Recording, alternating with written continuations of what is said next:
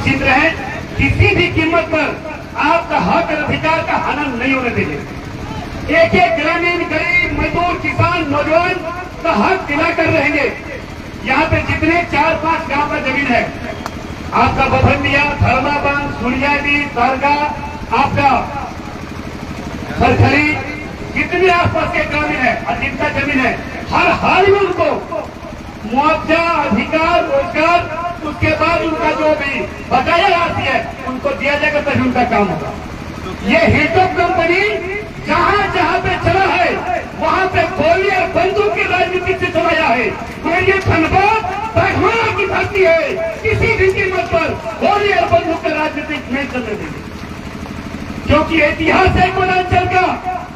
जब जब माफिया और गुंडा द्वारा गोली और बंदूक की राजनीति करने का प्रयास किया, तब तब आपका भाई, आपका बेटा फल्लू महतो वैसे लोगों को मुंह तोड़ जवाब देने का काम किया। जिंदाबाद जिंदाबाद। भाई बहनों, इतनी बड़ी कंपनी आई है, बीसीसीएल उसको हैंडओवर किया है, ग्रामीण का रैयत जमीन वहाँ पे है, खतियानी जमीन है, उससे बात नहीं करके गुंडे लोग से बात कर कंपनी चलाना चाह रहा। ये बाघमारा है, और बाघमारा में गुंडा करके किस तरह से समाप्त हुआ है, बड़े बड़े माफिया को नाबूद किया बाघमारा की जनता। यह भी इतिहास है, ये इतिहास भुलाई नहीं जा सकता। इसलिए मैं आप लोग इतना ही आग्रह निवेदन करना चाहिए, हिलटॉप कंपनी जहां जहां पे किया है, मैं इस बार लोकसभा में मामला उठाएंगे और इसका सीबीआई का मांग करेंगे कि ये कंपनी जहां जहां पे चलती है वहां पे गोली और बम चलवाता है। ये कोई पहली घटना नहीं है।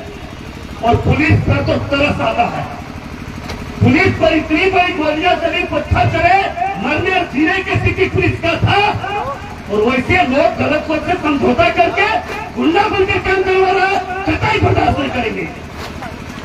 उपस्थित भाई बहनों, मैं आप लोग इतने ही आग्रह निवेदन करने के लिए आया हूं। आप लोग विश्वास रखिए, धैर्य रखिए, आपका एक एक अधिकार जब तक बीसीसीएल नहीं देगा तब तक किसी भी कीमत पर एक ईटा नहीं जुड़ने जा रहा है। ये जिला प्रशासन और राज्य सरकार ये समझ लीजिए, जिसका जरूर ग्रामीण और विस्थापितों का हक और अधिकार थे, तभी यहाँ पे काम होगा, अन्यथा काम नहीं होगा। हमारे राज्य के मुख्यमंत्री हेमंत सोरेन जी बोलते हैं, जल जंगल जमीन की रक्षा करने वाले हम हैं, तुम चिंता मत करो, मगर उनके नेतृत्व में गुंडा द्वारा यहाँ के विस्थापितों का जमीन लूटा जा रहा है, यहाँ के ग्रामीणों पर लाठीचार्ज की जा रही है, यहाँ के लोग जब अपना हक अधिकार मांगता है उन पर झूठा मुकदमा किया जा रहा है। ये स्थिति आज पूरे राज्य में बना होगा। आज आपातकालीन का दिन भी है।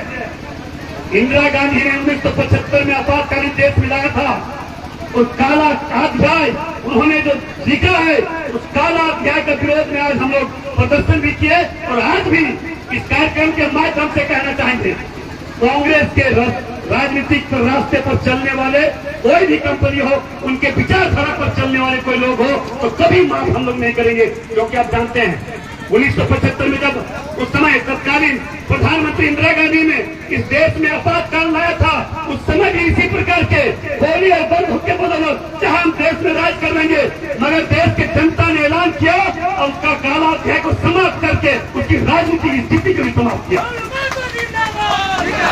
इसलिए आज भी मैं दावे के साथ कह सकता हूँ कि काला अध्याय का दिन है, और काला अध्याय के विचारधारा पर चलने वाले, चाहे बीसीसीएल हो, आउटसोर्सिंग कंपनी हो, हिलटॉप कंपनी हो, कतई माफ नहीं करेंगे।